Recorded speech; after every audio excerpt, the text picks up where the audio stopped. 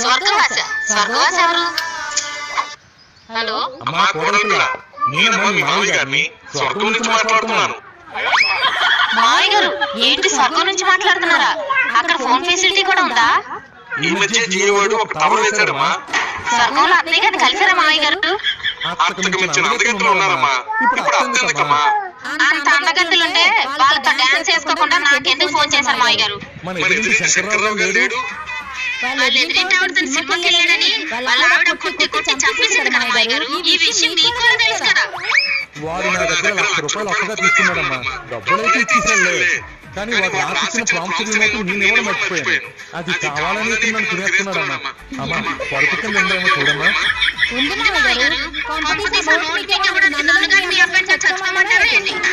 మన వెనకింటి దివాకరం కొనవకులతో కొట్టుమిట్టాడుతున్నాడమ్మా. తులసి నీళ్ళు కూడా పోసేస్తున్నారు.